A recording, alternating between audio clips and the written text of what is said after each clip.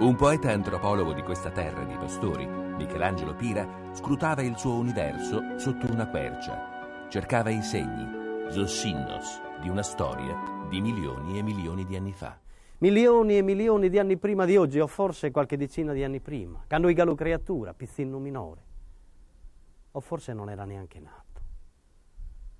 E te sa cosa che ha ti stumbato. E ti se mattessi tanto.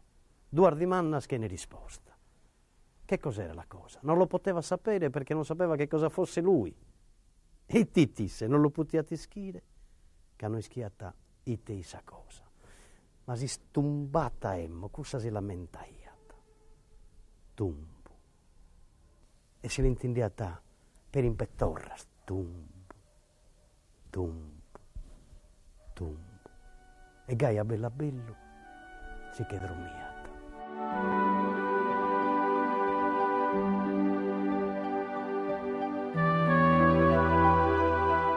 Su nome meu este Mialino.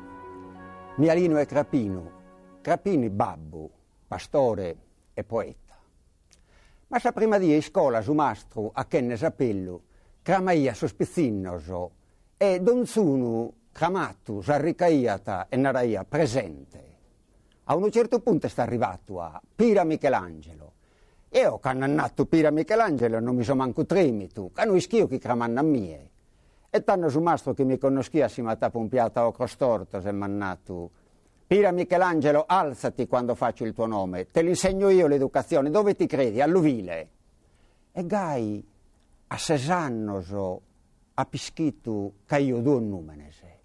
Su nome de Saida, de sa famiglia, de sos cumpanzos, Mialino, de Crapino, e su nome de si stato, su nome de si scuola, Pira Michelangelo.